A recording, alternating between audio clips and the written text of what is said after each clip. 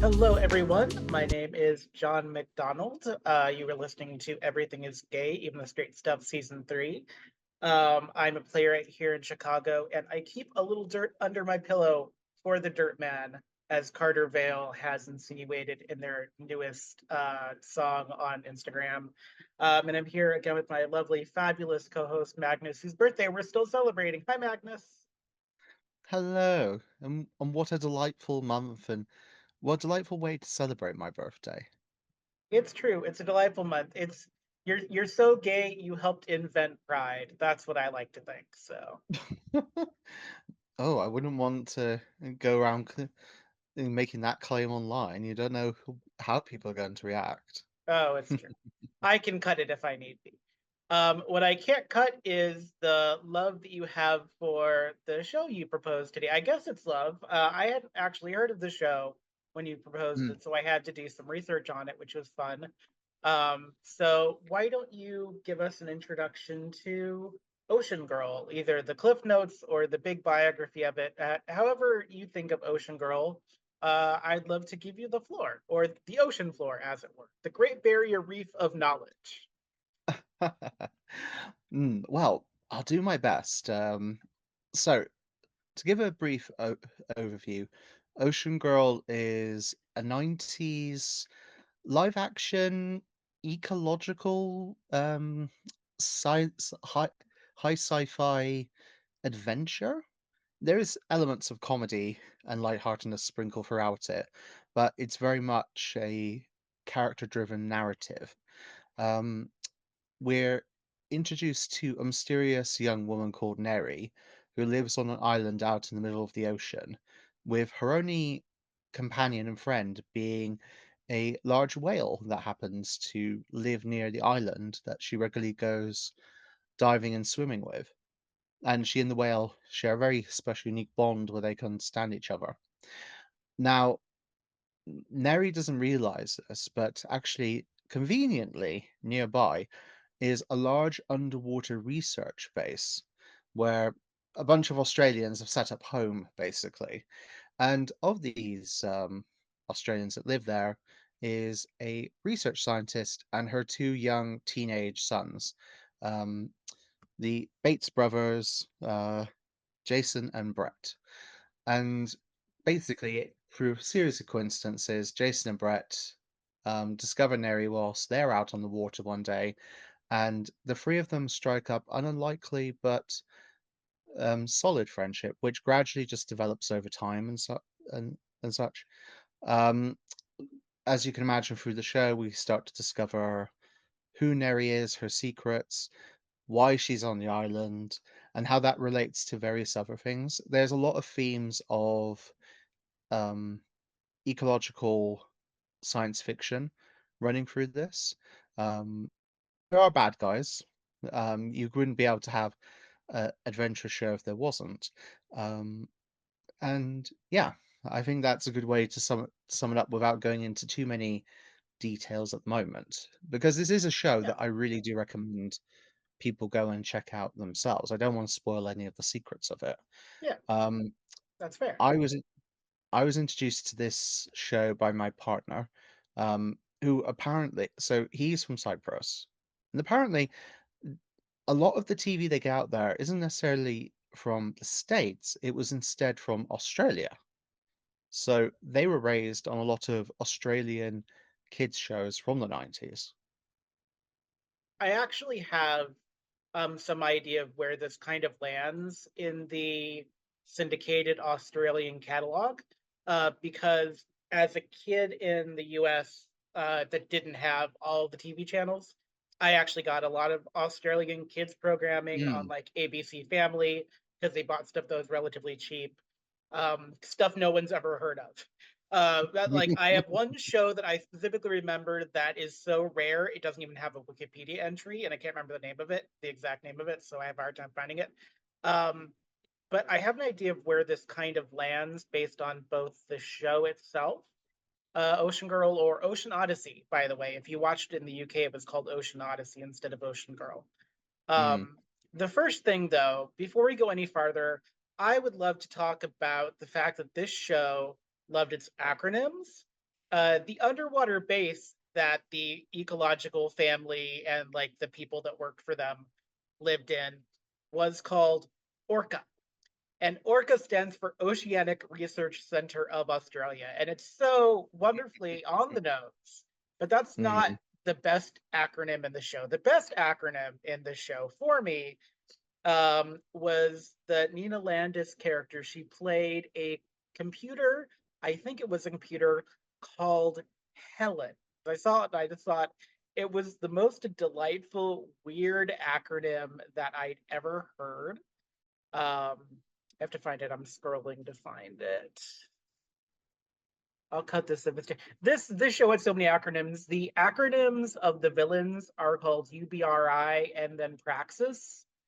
Mm. And there's so many. It's so 90s because they're acronyms and they're just kind of uh, amazing. Where It is it it? Oh my kind god! Trying to it find it. I'm sorry. kind of feels like a throwback to um, more adult science fiction films where when they take place in the far future. Oh, I should mention that Ocean Girl takes place in the near future by its time standards, but it feels like One it's that a throwback. one where we care about the ocean. Yes. But it feels like maybe the acronyms are a bit of a reference to the fact in a lot of science fiction films, you usually have corporations that are pretty much called, solitary words to grab your attention. So it's shorthand to really make the audience know. Of. Yeah. Okay, so I have two things about that. I found the Helen acronym, and then I kind of want to talk about stuff that you may have seen that will make Mm. you think of or potentially enjoy Ocean Girl, just to give it some context. So, um, Helen, as an acronym for the Orca computer, stands for Hydroelectronic Liaison Entity. So they cheated because the EN on entity are Helen, but they gave this computer program a woman's name and a woman's voice. And I feel like Hydro Electronic Liaison Entity is amazing and also unnecessary. It's amazing how unnecessary it is for an acronym, but it works with Orca and UBRI and Praxis, which stands for Preventative Response and Extraterritorial Intelligence Service. And they use the X in Praxis as extraterritorial. So it's acronyms all the way down, and it's amazing. Mm, Yeah, indeed.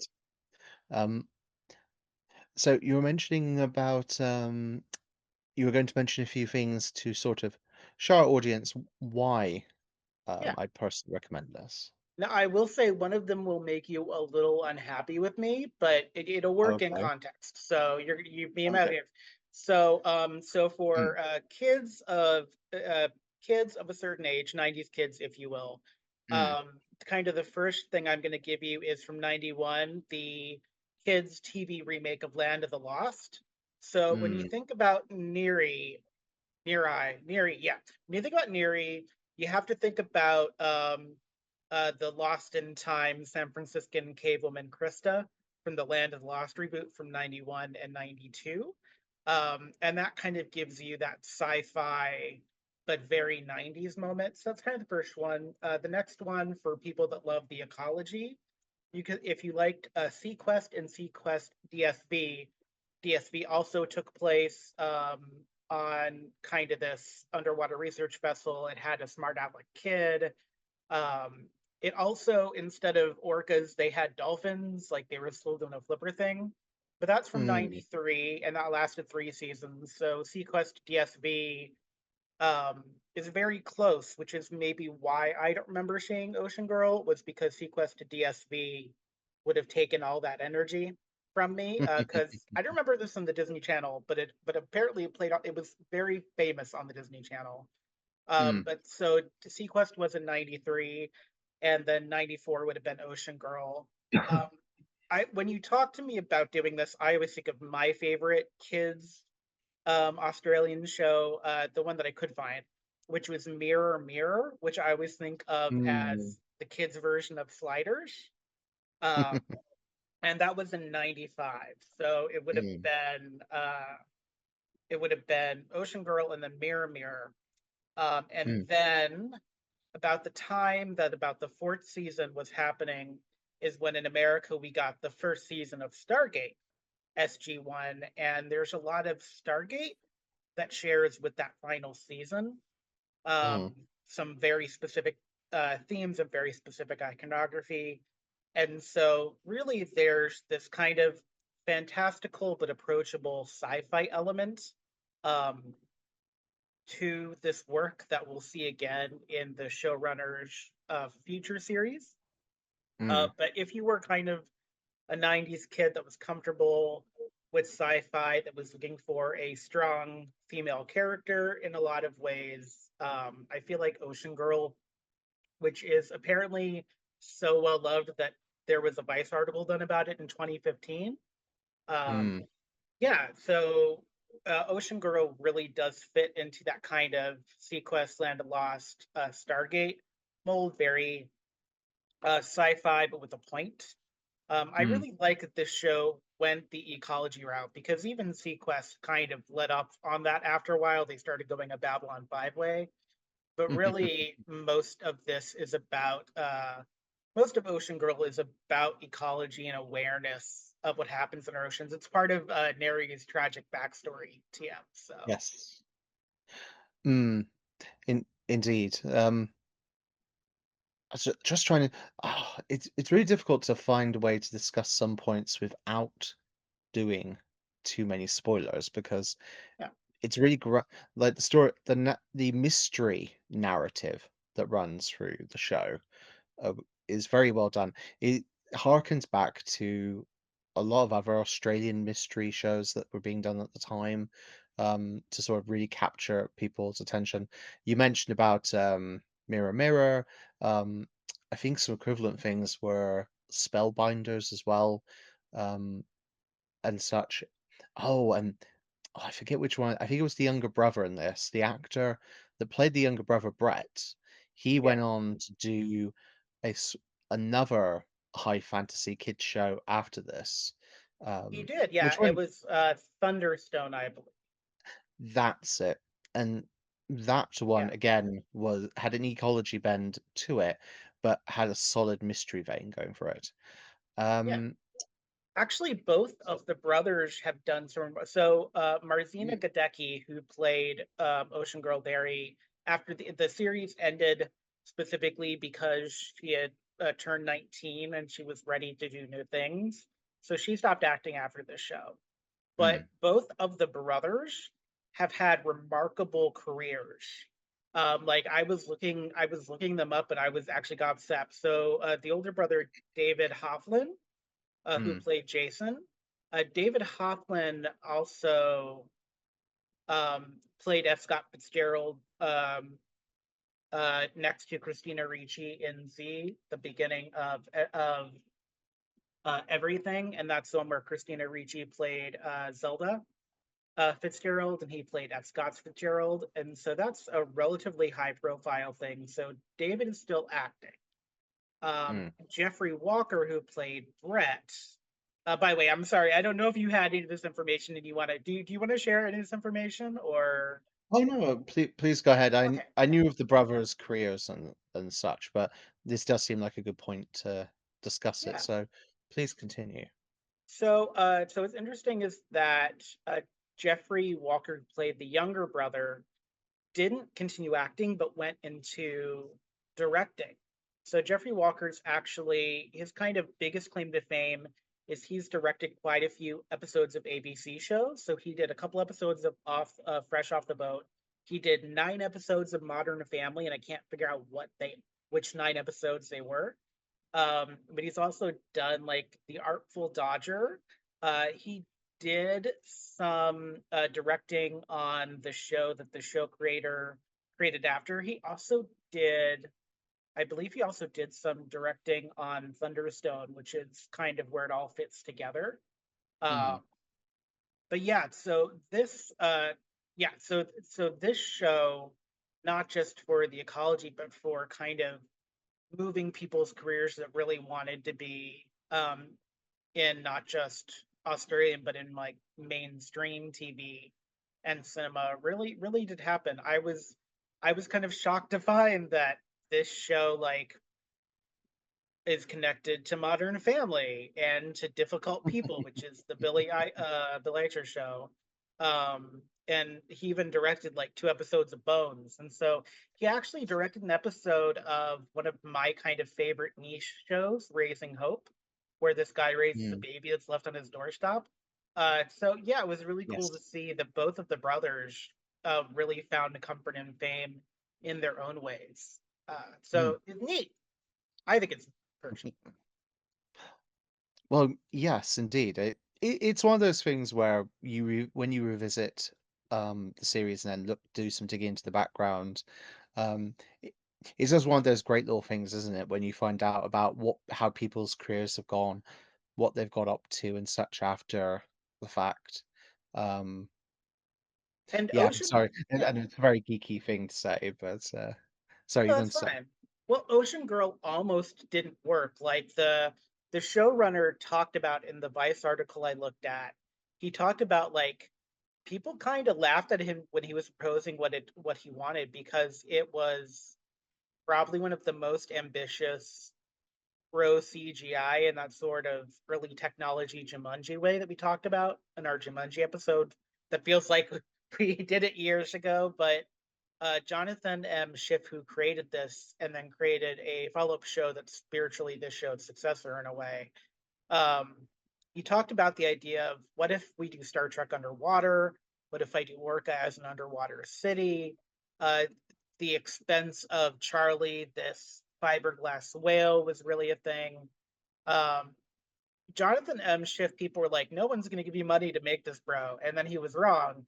And he was so wrong that I just have to say that at the time of this Vice article in 2015, it was the highest rated show that on the Disney Channel for several years. And it was still on the air in Australia through ABC3 at that point. I'm not surprised that your partner has really enjoyed the show because the show was syndicated in the US, which I didn't see, the UK, Canada, the Czech Republic, Sri Lanka, Turkey, Switzerland, Germany, Ireland, the Netherlands, Denmark, Norway, Poland, Sweden, Portugal, Israel, and South Africa. So like I'd never heard of this show, but this show apparently was what people still talk about like mimicking how Ocean Girl moves the water. People still talk about the show. It's so popular that it got like not a spin-off show, but it got like after the lead actress wanted to go, they brought it back animated, and it looks like they're not rebooting it, but maybe recreating it. I'm not sure, but yeah, It, um it's a phenomenon, I guess. mm, It's yeah, yeah. Well, it's one of those shows that people that watched it are gonna remember it fondly, and okay, like so the real fans will discuss it, and then the other ones that remember it fondly will likely show it to their kids and such as a, a quality watch for them. It's one of those things that people go back to and rediscover and such. The animated series was a sort of strange it wasn't quite a retelling, it was its own thing altogether. It was nothing to do with the live action Ocean Girl. But they wanted to try and keep doing it, I guess. yeah. Um, I can but see why. It was very popular. It has a 7.3 rating on IMDb, and Google yeah. users, 91% of Google users liked this TV show. So that tells you Mm. something. I think it's because nothing that they did within the show felt like it was weak a weak element in comparison to the rest. The m so the ongoing narrative, the mystery, um, wasn't ever sort of, like, relegated or left by itself. They did have, like, character-focused episodes and such, but it always served a point to continue on the story and the narrative that they were doing. Um, the main cast that they had all had great individual interactions with each other, um, and you could it never felt like any of them were particularly weak compared to the other.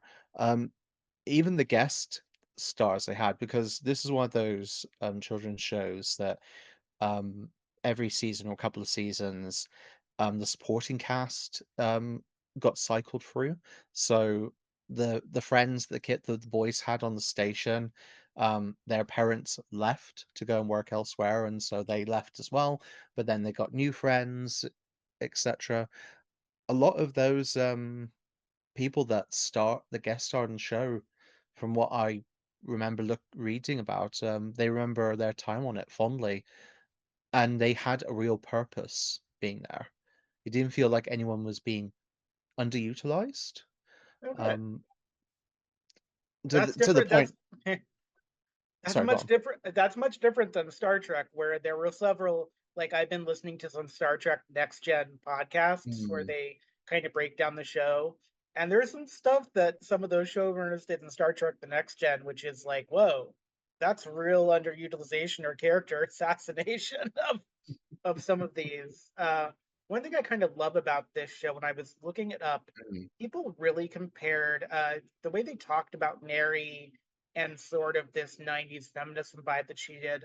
A lot of what people said about Neri reminded me of what people said about Xena in a lot of ways. mm, Because in America, we really had Xena was our kind of feminist, queer coded icon. I don't know if Neri was queer coded or not, but a lot of what they talk about in self actualization, in being independent, in being brave and strong and smart, a lot of what people say about Neri reminded me of a lot of what people still say about Xena. And so mm. like I really like that the idea of this bold female character at the center of a show, and that's a lot to do. Also, I found out apparently Marzina got so good at swimming and holding her breath, she didn't have a stunt double after the second season. Like, No. there comes a point Yeah. where that's all her doing Ocean Girl stunts. Mm, Almost superhuman herself. So, by the way, the idea is that as opposed to the animated series where I think they made her a full mermaid, Neri is not a mermaid. She is an aquatic alien that just happens to have super lung capacity along with like shades of telepathy and her own language. So it still is very oh, Christopher Bland of The so- Lost in a lot of ways, but it's like she's not a mermaid. It's not a show about mermaids. That's the next thing the showrunner would create is the show specifically about mermaids. But Neri's not a mermaid. She's sort of a mermaid, but more importantly, an alien from another planet. oh, But yes, dear, dear sir, you spoiled one of the main points. That I was one of the main points of the mystery. I But mean, Common Sense Media talked about this and they called it like Lost. They said there were so many twists it was like Lost. But I don't think that's- they understand Lost, if really. oh wow. Lost is a whole other. I was gonna say it's a whole other kettle of fish, but it's a whole other ocean altogether. It's true. Would be the. Oh, let's swim away from Lost very quickly before we get swept into whatever was going on. I kind of know what was going on, but it's still slightly confusing. um, but yeah, no, it was definitely impressive with her with the physical abilities that she got.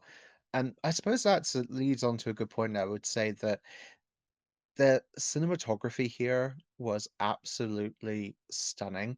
Like, even just the scenes that take place on the island where Neri lives, the long panning shots of the island, the beautiful greenery everywhere, the side of the ocean stretching before and such. There's a lot of beautiful scenic work going on here that you don't really see a lot of like children's focused live action shows spend time to do. And I think that comes back to the ecological part, that they're trying to really capture kids' attention on nature and to take time to look around them and Yeah. such. Because a lot of the scene, like most of the scenes for the outside, were shot on location. So the kids really were on a random island out in the middle of the ocean that they were doing all the scening for, and they really did film a lot of stuff underwater, which, when you think about it, that was a big dedication for a show like this at the time. Yeah, and it is on the so this is where it deviates from something like Sequest, where Sequest really did hammer in the underwater city, almost space vibes. This show is very comfortable in being about where it's from. It's very so apparently the show location north of Queensland was also the setting for the show, if I understand it correctly. So it was Mm, actually a yes. specific island. It's a specific place. It's specific. You don't feel like you're in space. You're centered in the ocean. And Yeah. I really like that. I like that Jonathan Schiff took the sort of responsibility. In fact, the mom's job that she had on the ship at the beginning in the underwater city in Orca actually changes over the series to become more ecological. So it goes from Yeah. studying whale songs, which is why they meet Charlie, into this more overarching how do we save, how do we save our oceans? How are we hyper aware of it? It has to do with Neri's tragic backstory, and I'm not going to spoil that. You have to actually watch the show. But it is a tragic backstory, TM, because it wouldn't be 90s television if there weren't like a like an Alex Mack level of like government stuff going on, which is one of the real 90s kids TV shows is The Secret Adventures of Alex Mack. Um, but Neri has sort of that vibe too. So if the name Jonathan Ship is familiar to you, by the way, he did use this show as a diving board, if you will. Um, his most famous creation is probably H2O Just Add Water, which I thought was based on a Disney Channel original movie about mermaids, but I was wrong. Shame on me. Also, something called Make Islands of Secrets and Lightning Point. But like Thunderstone has a lot of people from this cast. One of the kids would Mm, direct an episode. The Nina who voiced Helen is in Thunderstone. So this lends into a new tradition of sci-fi with the nature point, mm, live action sci-fi with the nature point in Australian kids mm. media, which is very cool in my mind. It is, and I do wonder whether part of the appeal, we were talking about the fact that they were setting real life locations, that it was giving a real context to where it is, so it helped it make the show feel grounded. I wonder if it's that realism point that, even though it's sci-fi, even though there's a lot of ecological themes going on, it's based in a very real world location. They're dealing with very much real world problems and such. That because of that, there's a relatability to it. There's a relatability when, you know, the um, oh, I forget the doctor's name. The Jason and Brett's mother, when she and her colleague are worried about their funding being pulled for their research, about proving that their research is valid enough to continue remaining on the station. Because there's a whole conversation in one episode about the fact that there seems to be fierce competition from different research grants and such, and research bodies, to get a spot on Orca, which is seen as a very high tech, and very futuristic, station for the Australian people. Like, there's been a lot of investment in this station, and the need to sort of make it work, and to prove its worth, etc. So all this subject matter, it's very adult in a way of how they're going about it, even though it's very much, a family orientated show. They're trying to make it that not only children can enjoy it, but also adults can sit down and they can follow the story along as well. Yeah, one of the things I really liked about some of the synopses I read for later. So, by the way, Mm, this is part of why I know we talked a little bit about not spoiling it. Season four kind of veers away from that, and it starts to get very Stargatey. But seasons one through three really do this mix. This is something I love about 90s sci-fi TV that we don't see much anymore. This mix of magic and realism in a way. Mm, They don't shy away from what they are. There's no yep. episode where they pointedly look at the camera about it being silly. Like they know what they are and they live that truth. And I love that. There's an element of escapism to it, sure, but it is a realistic thing about what it means to be a fish in the water and a fish out of the water as it is. Mm, There's some very serious plot points involving Neri and where she's from and why she's there and why it matters that are mm, deeply moving. The search for self, which is the very core of why TV shows for teens are made, um, is really very present in the story yes. of this self-actualized, not mermaid alien girl that just happens to be mermaid like. um there's something very very cool about 90s sci-fi TV that really does mix it. Like there are reason people are still drawn to shows like Babylon 5, where it's not just about the fact they're in space and it's not a Deep Space Nine ripoff, but it's more about how people create intentionality and community and go against hierarchies that are damaging. And so there's a lot of way where that search for self is an ocean girl, and it makes the show very deep and rich. Um, Mm, in a way that I very much appreciate. Also, it's just a nice fantasy because if you can also watch it for the hey, I'm going to be this person that lives on a beach and somehow survives, um, kind of in the hellscape that is Australia, where the spiders are as large as cats and can murder you. They don't have that in this show, but I've seen the pictures, Australia, and I know that you have giant spiders, and sometimes they rain from the sky, and I'm terrified of ever being there. But I do love the shows that are made about you, so I appreciate you for that. mm.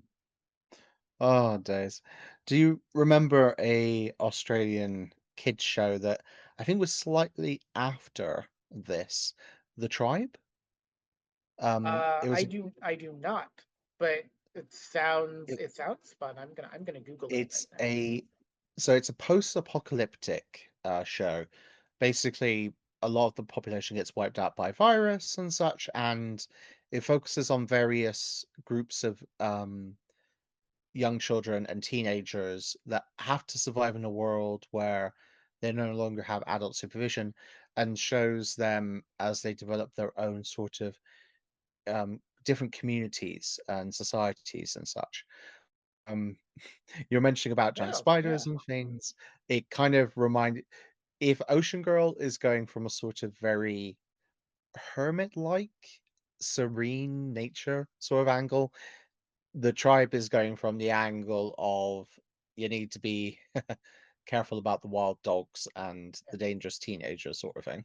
No, I love the look. Like I saw pictures of the tribe and I was like, I'm not sure, but actually looking at the Wikipedia entry makes it better. I probably would watch it and do an episode on the tribe at some point. It looks Mm, there were 5 seasons of that show made. No, when I think about Australian TV, things like Ocean Girl would come to mind. Mirror Mirror, which did mm, something about Australia, the Australian ability to mix sci-fi with that escapism from fantasy in a very comfortable way in the 90s. It's easy to mm, see why a lot of their shows kind of went out in syndication and became very popular. mm, It really does fit in the time period in a very positive way. mm, The Australian kids media too had some amazing game shows in this sort of vein, and so they weren't just like active in these fictional spaces. They were active in non-fictional spaces. They actually did an Australian kids version of The Crystal Maze, which I mm, remember watching in syndication. I can't find any information on now, but like when I think about, and this is something I kind of want to talk about in the second half of the show. This is one of those interesting shows where it stars teens, but like the Torkelsons on the Disney Channel, for instance, it's not about found family. It's about the family you're born with and how mm, they kind of make you stronger, and how even when you're growing in adolescence, um, they're still very useful and they still have a lot of wisdom to show you even when you're fighting. And I think this is one of those shows like the Torkelsons where it's not as much about found family as much as it's about the family you have and how they help you realize who Mm, you are as a person. And I kind of like that. I think that's a very interesting. It's a very interesting way to go because it feels like sci-fi more or less is about uh, chosen family instead of blood family. mm. Well, we got plenty of examples of that. I mean, Firefly, Stargate, The Next Generation, all of those, and far, far more shows than I've actually just named. Yeah. Um, it's Sequest very much Sequest is certainly not. Sequest all but tried to fulfill that annoying kid who just happens to be a super genius trope. No, but this show specifically kind of also lives in the vein of So Weird, which was the TV show about the daughter that goes around the country touring with her mom, and she has like a almost Winchester's esque like brush every week with a different like spooky urban legend. There's something of Yes. that in this show for me, which I Mm, kind of love. indeed, indeed. And we haven't actually mentioned the most out there Australian show of that era. It's still within the genre, but it sort of definitely goes a bit barmy as well. Around the twist or round the twist, around the twist. Sorry, the one set in the lighthouse where the family get involved in very fantastical situations. It's round the twist, not Yes. around Yeah. the twist. There's no A at the beginning of it. You have to go round the twist. Oh, that is not something I would name a show. That's just difficult to say. But let's go ahead and take our break, and then when we get back, we can talk a little bit more about this idea of round the twist, this idea of sci-fi, but with a found family bent instead of a Yeah. chosen family bent.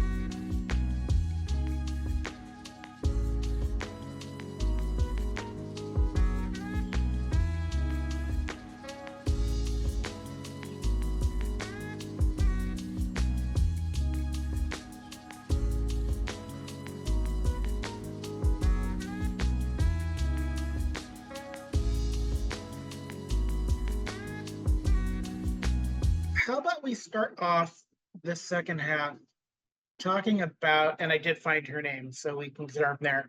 So we can talk about, so there are a lot of tropes that this show does employ that will be familiar to many 90s viewers, including one parent of divorce is doing much better than the other one. And my case in point for this show is Dr. Diane Bates, who is the mother of both Jason and Brett, who are the Mm. two kids that one kid meets Neri, and then the other one eventually meets Neri.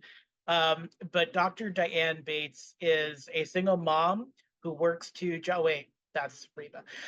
So Dr. Diane Bates is kind of, I don't know if she's the lead. She starts off studying whale songs to facilitate cross species communication, and then eventually becomes this environmental scientist in a way. Um, but uh, she is not denigrated for being a scientist. This is part of the fantasy, is that we fully believed that we wouldn't have problems with female scientists in the future. And I wish we still lived in the world where people really could be anything they wanted to be. This is something I love about these shows, by the way, in the 90s. They really believed we were going to be a lot more accepting and tolerant than we apparently are as a society, and I wish we were as good as these shows wanted us to be. But along with Neri, Dr. Diane, they are living their truth, their best life. I don't Mm. know enough about the show to know if Mira also has this kind of very strong woman energy, but my hope is that she does. And Mira is Neri's sister that is Mm. discovered in the second season. Um, and there's something really great about, because a lot of the shows that do the sci-fi bent with ecology like Sequest are all very male lead heavy. So like a Mm, female heavy lead show I would think about would be something like Blossom or something like The Torkelsons, and that feels more domestic. And here we've got Dr. Diane being a scientist, running scientific tests on Neri mm, and with Neri in order to figure out how she communicates in the earlier seasons. There's something about yeah, just the presence of Dr. Diane I really like. Um, mm. Dr. Bates, I suppose. I guess I shouldn't be so familiar with Dr. Diane.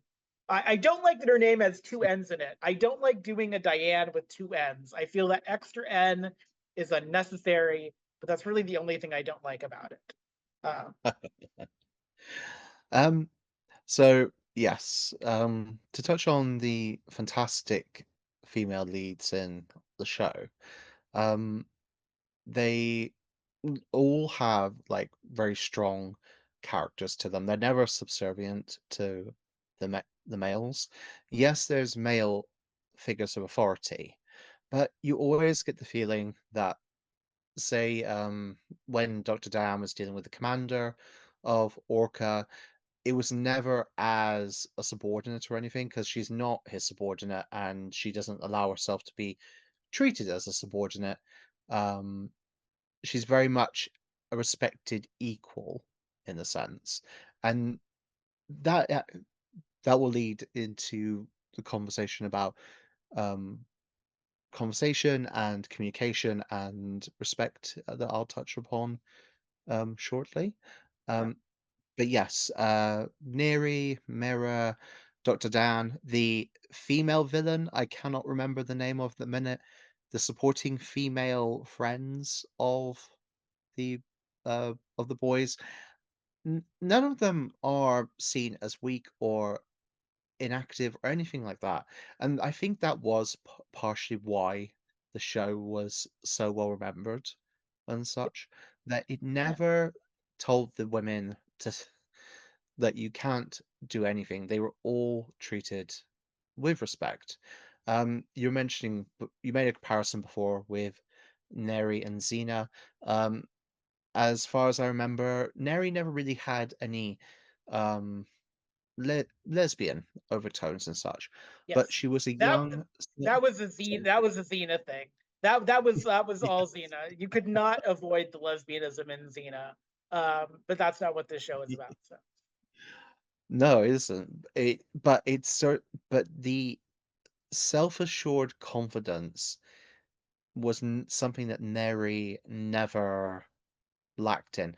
She had her struggles in her own way to trust people, to open up and such, and it kind of makes sense. I mean, she's never really interacted with other people beyond the whale yeah, before. So of course she would be quite sort of guarded. Um, so that makes sense. So we're seeing a vulnerability to her, but from a different angle than what you traditionally expect, and what actually makes complete sense. And this leads nicely into something that I really wanted to mention is the fact that some of the interpersonal themes that run through the show is about the is about the value of communication, about open and honest communication between each other, and what your intentions are, and the ability to build trust between individuals. Neri comes to slowly trust the boys over time, and they've always make the effort to keep her like she asked them not to say anything, to keep her secret. They respect that because she's asking for it, not because like her gender or anything. They respect her as an individual asking her. And they go out of their way to try and keep Neri's secret as that because they don't yeah, want it to be impeded. They don't want like that because when you look at the villains and such, like they're very and that's the other actually think about that's the other thing with this. It's the themes of selfishness and the desire to do what you want versus selflessness and doing what's best, not just for yourself, but for the wider community and the planet. Um, the villains don't give a crap. They want to do as they wish, and if it brings damage to the environment, if it hurts creatures and other people and such in the way, then that's just Yeah. collateral damage. There's And you can, actually, oh, mm, yeah, go ahead. oh, oh no, I've wrapped up my Okay. thoughts. Please All go right. ahead. There's a really interesting subplot that ties together all these points kind of later on in the series. There's a character that is found in a place, and you actually have to watch the show. I don't want to spoil this. I'm being generic here to give people more reasons to watch the show. You can find some of the first season on YouTube, by the way. But there is a character that is actually brought on that aligns themselves with Dr. Hellegren, who is the head of UBRI, which is one of the first villains of the show, the one that's trying to destroy the seabed by creating Orca City, which is a little on the nose from Orca, the research installation, I suppose. But so what's interesting is this character is male identified, male presenting, and is actually tricked by Dr. Hellegren into believing that they should lead. And this person comes from a matriarchal lineage place. So as a boy, they don't know they have the ability to lead, and Dr. Hellegren like uses this information for evil. It's a really interesting subversion of the trope of who gets to say what happens. Like this character is full of anger. They leave the island because they don't like what's going on. But like that there's an idea of female empowerment here and kind of subverting that who should lead trope by having a boy character not knowing they can lead, and there are a lot of like the familiar sinister who should be in charge tropes a little later in the series. There's something very Jafar like about the head evil institute researcher whispering sweet nothing in the angry guy's ear.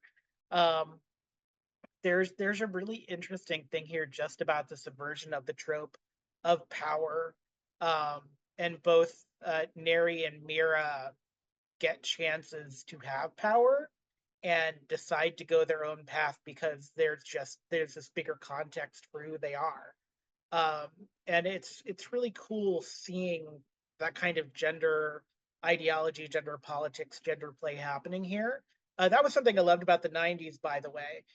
This was back when they weren't doing it so much with boys, but it was very accepted to have female characters that were more coded male presenting, that did like more of a tomboy, more baggy clothing type of thing. Like Secret World of Alex Mack was very good at this. It was a really cool time at a point in kind of that early to mid '90s where there was more gender play available specifically for female characters. So at one Mm, end of the spectrum is Blossom, who was like hyper femme, very into fashion, and the other end of the spectrum is like Alex Mack, who is a tomboy who I don't think ever did a dress. And smack dab in the middle, you've got the show about the summer camp, and I feel like you've got probably Ocean Girl kind of smack dab in that middle as well. Xena was a little too stylized for the past to be in that, but there's some of those Xena themes about empowerment and choosing destiny feel very prevalent in these episode synopses and kind of the overarch of the series to me. So I really mm, like that I like that subversion of the trope. I also really love strong women characters, and it feels like the show mm. was written with the intention not just to be about the fantasy, but to be about the fantasy of what if men weren't jerks to women? Which I wish wasn't a fantasy, but let's be real. Let's just look around at the world we live in. Mm, So it's a really cool like take on women have a lot of expertise and empowerment, and when you make a show with the intention of showing the strength in women just being themselves and having that expertise, it works really well. Ocean Girl is mm, proof of that. People continuing to do the Ocean Girl swim and continuing to talk about the show um, mm, really tells me a lot about kind of how much we crave. I mean, Star Trek had an awful problem with strong female characters.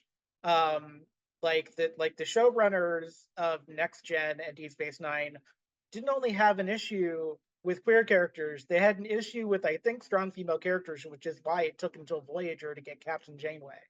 Um, Mm, yeah, so Ocean Girl is kind of unique amongst it in that it feels very women identified in a positive way. And that's yes. very rare in sci-fi, sadly. And so this is like a great sci-fi fantasy show for like female empowerment characters. And you can buy, I think you can buy the Mm. DVD box sets of it somewhere. I would I'm think. fairly, I'm fairly certain, yes. It was one of the show. It got a full-on DVD release, got a box set and everything, so Yeah, it is completely free. you Well, can watch completely it. free to own. What am I talking about? It's Yeah, completely available to own. you can get Ocean Girl on Prime Video. It's $10 to buy a season. You can get the complete series in a 10 DVD set. You just have to look for the region. This is always the trick I have with Super Sentai. Mm, But like a DVD set of the complete series, 10 DVD set, if you have region to $73. It's from Germany. It's an import, but that's not too bad. But yeah, so you can find mm, the season for not too much. yes. Yeah, so yeah, And I so appreciate that. I'm gonna go off on a very minor tangent before I talk about the legacy of, Ocean Girl. we love tangents Re here. recently, myself and my partner have been watching, the Tales of Arcadia trilogy. That's on Netflix. Troll Hunters, Free Below, and Wizards, and we've been really enjoying it. And the other day, I was curious, so I went to see where I could get access to the DVDs and such for us eventually getting the box set and everything for this. Uh, Turns out the box set doesn't exist. Only the first season of Free of Yeah. Troll Hunters is even on DVD. And from what I understand from reading into it a bit, it just because it's an exclusive on Netflix and we're in the age of streaming and such, there just hasn't been enough demand for DVD sales to warrant putting the series onto DVD and thus allowing people to own a copy of it. And I as a yeah, person that loves owning copies of things, I find that a very saddening yeah. realization. I've had a lot of trouble with that with shows that I want to watch that are kind of gate kept. Like I'm not gonna get Peacock just to watch certain shows. If you're not going to put it Mm, on DVD in some form, and I'm going to have to buy a streaming service, I'm probably just not going to watch it. Tales of mm, Arcadia is quite remarkable because it was created for Netflix, but it was created specifically for Netflix by Guillermo del Toro. mm, So if it's a Del Toro product, you know it's good. And produced by DreamWorks. So maybe DreamWorks mm, will eventually give you something. But yeah, we live in an age where it feels very gate kept and it feels very hard to grab onto something because it feels like you have to choose a streaming service. And I'm not made of money. Like I no, yeah. share accounts with my friends, which I know you're not supposed to do, but that does happen realistically. I know it's a shock.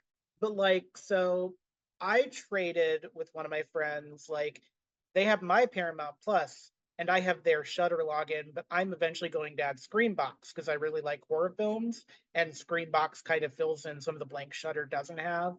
But like some stuff that's AMC or Showtime permanent, like Queer as Folk is a Showtime property. Because I have Mm, Paramount Plus, I can watch that. But it doesn't exist in whole cloth other places. BritBox, I had the same problem because I used to have a BritBox subscription and then I watched everything I wanted to, and so I kind of got rid of that. But yeah, there is a sort of gatekeepy thing that we're gonna see. We're gonna have a lot less Ocean Girl that is this unified thing that everybody remembers, because eventually everything is going to be gate kept. If they mm, recreate streaming, which Disney Plus seems to be hell bent on doing, they're going to find it's not going to work as well, because you can't force people to have these things. We're just going to go back to pirating and things are going to be lost. Like Mhm. The predecessor, Jewel State's predecessor to Firefly, Space Case, is about kids at space camp actually going into space and running a spaceship. Like that's the kind of thing that you lose if it's just on streaming because it's Mm. not the kind of thing that does well. The Adventures of Pete and Pete, which is a very indie show that has a very folk and indie pop music bent to it, that could get lost easily. Mm.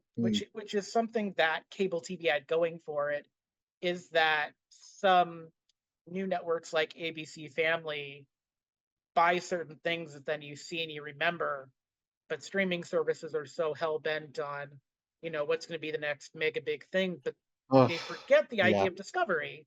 And like, I can easily imagine Ocean Girl would get lost if it was I made today because of streaming. Like uh, yeah. H2O Just Add Water. I think that's just a Disney property, but I don't even think that's on Disney Plus. If it is, it doesn't show up in my thing. So Um, I'll mention about H2 in a second. I was going to argue that maybe Ocean Girl wouldn't have even got made today, or at least not have all the seasons that it did to tell its story. Because it might, from the angle of environmental issues and ecology, that might have convinced a executive, yes, we definitely want this show. We're going to green light it to be made. It doesn't become a success. Oh, dang. Well, might as well close it off after one or two seasons and go and spend our money creating something else somewhere. And we live in an age now where narrative and artistic um, love for your work is really challenged by this culture of streaming. And don't get me wrong, streaming has had some real benefits, but you can definitely see the drawbacks from a storytelling point of view. I mean, I think with Tales of Arcadia, just to touch on that again, because they had such a big name creative director behind it, I think that's why Netflix felt so secure in allowing it to have so many seasons and so many spin-offs and such. And also because it was their exclusive as well. And this was back when Netflix was really trying to secure new branded properties for its own usage. Um, they still are to an extent, but how they're approaching things has changed in the last 5 years. I Because do they of that, I think they felt secure enough to do that. But I don't know if they would have necessarily done it if Ocean Girl was its own creature and they were just hosting it. think Ocean Girl would get made, but I think they'd probably try to go. They would try too quickly to go into a Chilling Adventures of Sabrina or Wednesday territory, where that's not naturally where the show was in the beginning. I do think No. because executives like to talk out one side of their mouth and do out the other side, the ecology would be a good selling point because save the environment is a really hot topic and something that would be really good at creating controversy because half of the old folks would be like, it's too woke. And then the young folks would be like, it's not woke enough. And that, like, it wouldn't feel effortless. Something about a lot of these sci-fi 90s show, yes, Sequest, DSV, the kid had a little bit too much of a Will Wheaton Star Trek Next Gen energy going on, but it was a show about how he grew as as a scientist and into his genius in a way that was palatable. It wasn't like Big Bang Theory where it was super unpalatable. I think there's a way where the ecology thing would work if they tried to make this show now, but I don't think it would be effortless. Um, and that's just something that I think we have to grapple with as people that watch shows is what are we willing to be okay with in the form of a trope? What are we willing to be comfortable with? When someone creates a new language, um, what are we willing to be okay with in our genre work? Because this kind of 90s sci-fi fantasy does feel like its own genre. There are things about Thunderstone and Mirror Mirror and even H2O Just Add Water that are going to have some common shared tropes And we kind of have to be okay with that. The idea that we have to be critical and everything has to reinvent the wheel. Sometimes you just want to watch a thing with the trope and it, Mm. even Tales of Arcadia probably has some, fantasy tropes. The only time I ever took Oh. umbrage with the idea of a trope was there was an episode of Sci-Fi's Face Off, which was a show where they were having people do monster and sci-fi makeup, and I thought it was really cool. It's like Project Runway meets Glow Up, which it's a great concept, and there's a lot of seasons of it. But they had this episode where people had to make a troll character, and they got really hard on this one guy's case for not making his female troll feminine enough, and didn't give her like big enough breasts or like eyelashes. And like the Mm. gatekeeping of gender made me super uncomfortable, so I stopped watching. And I was like, why in making a fantasy character are you forcing it into this weird Eurocentric standard of beauty? Why does it have to have that? Mm. But yeah, like there's they're just so this basically is an underwater magic girl trope show, but it's not bad. It's presented in a way that still feels fresh, sadly, both prescient and kind of against things because it has, female characters with agency that are good at their job. And God knows we don't have enough of those shows hanging about. But yeah, we Oh. have to. I think as an audience, we have to decide it's okay to just like a thing, and it doesn't have to be so groundbreaking that it. You just have to be okay with liking a thing for what it is. Like there are certain things you Mm. need in a fantasy sci-fi world that is a trope. Like you need a kid in a kid show to discover something that they can't automatically share with their parents. You need them to make that choice. And that's what happens in the show at the beginning. Like it doesn't work if the mom is the first one to discover Neri, because then the kid doesn't get to make that choice to do the mature and responsible thing that doesn't necessarily go with what you would assume would happen. Like in the real world, the mom uh, would have gotten it out of the son, and then you don't have the back and forth in that first season of will the mom discover it. You have to have that kind of trope in the show. That's the way that Erie, Indiana worked. It's the way about the show with the kids in the science class that like discovered a black hole or something. Like it's part of the trope, and we have to be okay with the tropes. Like that is how TV in the 90s worked, and we are not better for being like everything needs to reinvent the wheel. Sometimes the tropes work. Ocean Girl is an example of tropes Mm. that work. This is what you need when you have a magical girl series. This is why it works. There's a reason we still watch Sailor Moon, even with all of its problematic tendencies. It has the tropes, and we like the tropes, and we just need to admit that to each other that we like the tropes and move on. And that's my trope diatribe. That's my sandbox play for today. Uh, I mean, I see what you're saying, and I would almost argue that Ocean Girl established a number of its own small tropes and also brought about a lot of impact and referencing in later shows and such. Yeah, Um, I mean, in a wider context, there seem the show's very, dare I say, Australian in a way because it's a character's relationship with the sea, um, how they approach issues and such. I've noticed that in a number of Australian shows that there's such a respect and interaction with the sea that you don't often see with a lot of other shows unless they're being specifically like, hey, look, it's the boys advent Beach Boys Adventures, etc. yeah, But there's more of a sort of like, how do I put this? Inclusion of the sea as a constant theming and topic within a lot of Australian yeah. shows. I mean, that Well, might be yeah, just from the geographical perspective of the fact that a, a lot of the inhabitable land of Australia is on the coast. That might have something to do with it. And when it's not the desert, which is then when you're going into a Priscilla Queen of the Desert vibe, yeah, um, as a counterpoint. Actually, thinking about it, Priscilla, I don't think has anything to do with the sea.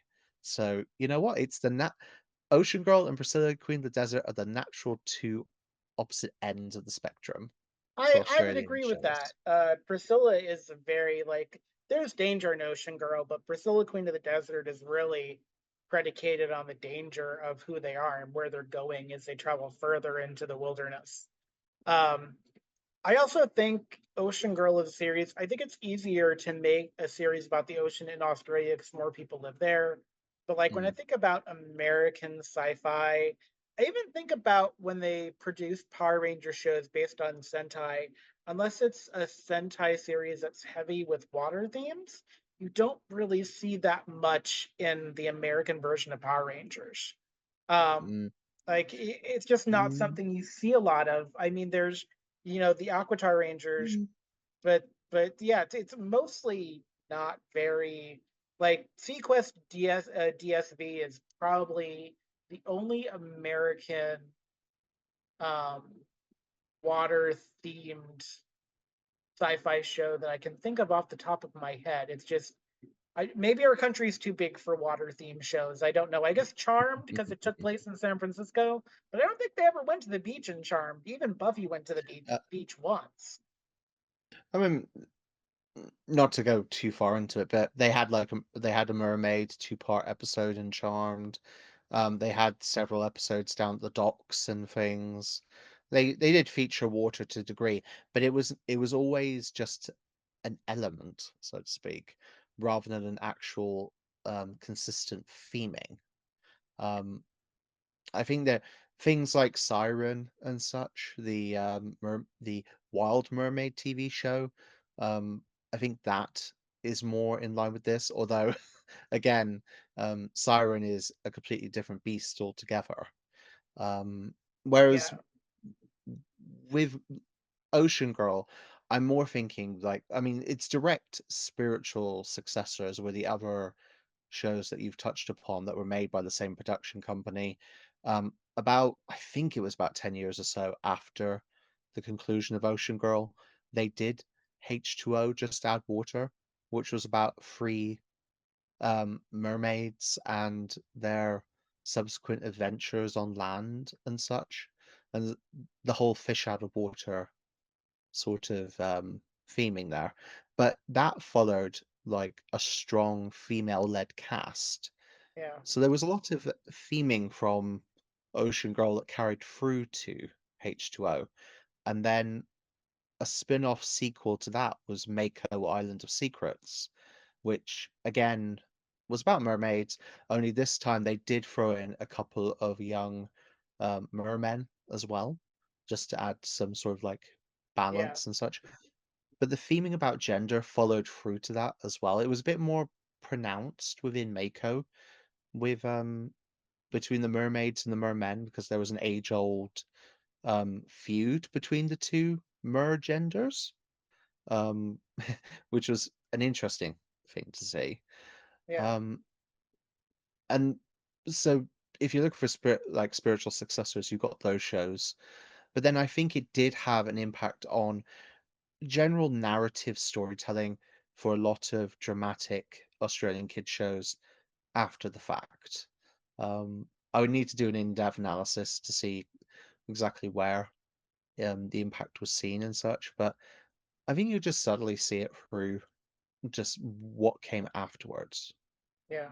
I always thought H2O, Just Add Water, happened because of the 13th year, which is a 99 Disney Channel original movie, um, where a boy turns into a merman on his 13th birthday and has to deal with the fallout of that. So I never watched H2O because I thought, why are they making a sequel to 13th year? Just why? But knowing it lives in that lineage of Ocean Girl, I may actually see if I can find it on Disney Plus or probably on YouTube as it is. It But yeah.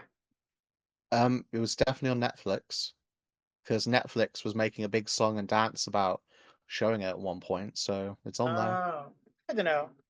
I think there's something about Ocean Girl I also like, and we're gonna start wrapping up here. I think something about Mm, Ocean Girl that appeals to me too. I'm thinking about Hey Dude and Salute Your Shorts, which are two Disney Channel series that Nickelodeon did that had kind of these preteen 90s audiences in mind with a very diverse cast. Salute Your Shorts was a little bit too we have one bully and everybody else is an angel kind of thing.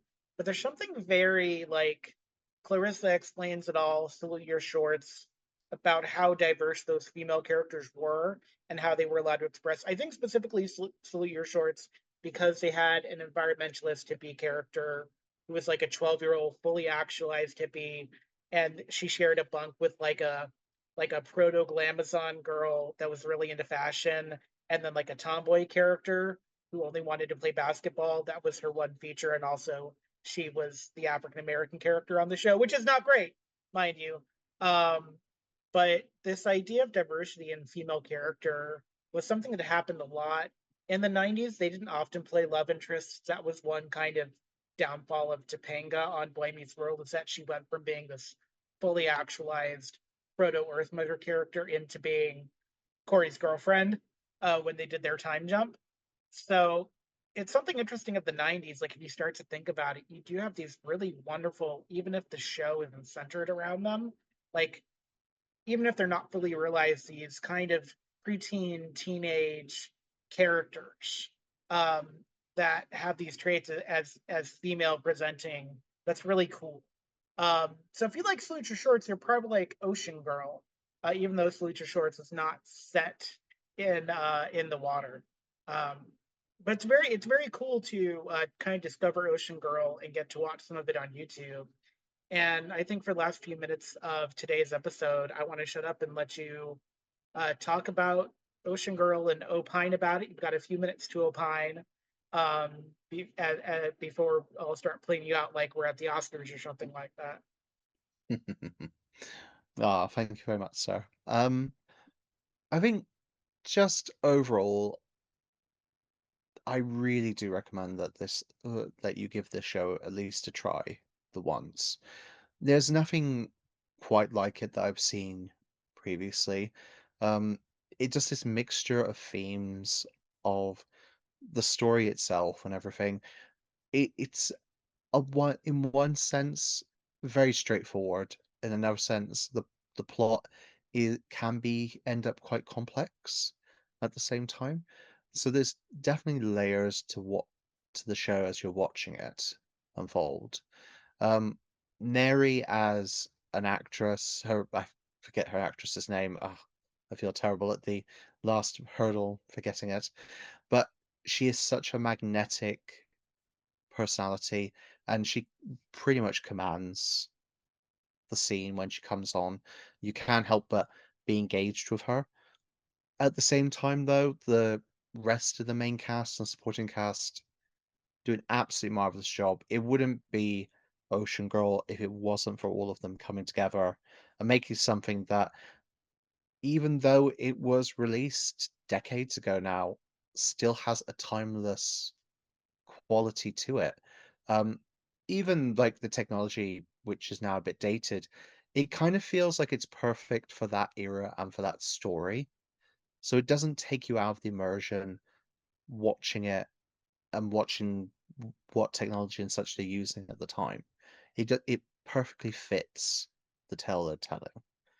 Um, it's absolutely great, perfect to watch for yourself, or if you want to have it as like a group watch or to introduce some kids to it as well, because as much as it's a fun story to watch, it has some great messages in it. And yeah, it it's just fantastic overall, and I'm really happy my other half introduced me to it. And I look forward to what rewatching in the future when our nephew's old enough to watch it with us. Oh, that's adorable. I love that. Yeah, I'm excited to watch Ocean Girl. I'm excited slash terrified for what the reboot might look like. There has Yeah. not yet actually been announced what is going on in the reboot of it, but this show had such a following that they want to bring it back, and hopefully they can do that in the spirit of what the show intended. Um, Mm. I'm always excited about something where there are female leads that are not just, tied to men and have, this great interior life of their own. It's one of the things that made Penny from The Big Bang Theory interesting was that her interior life for a large portion of the show um, was more interesting than what they did with it because uh, they got a little too tropey in Big Bang. But yeah, I'm excited about Ocean Girl. I'm excited to have spent this time with you talking about it, and I'm excited for all of our listeners to experience it. Thank everyone for tuning in, whether you come from underwater, in a volcano, wait, that's Pokemon Snap. Thank you everyone for tuning in today, and we'll be back. We have summer shorts planned, so if you have a feeling about which live action Batman film you would like to hear us talk about for summer shorts, please do get in touch with us. Reach out and touch us, consensually, obviously. And our summer shorts are going to be fun and weird and wacky, and just like the Batman films sometimes are. And we will talk to you next time on Everything is Gay, even the straight stuff. Have a great summer.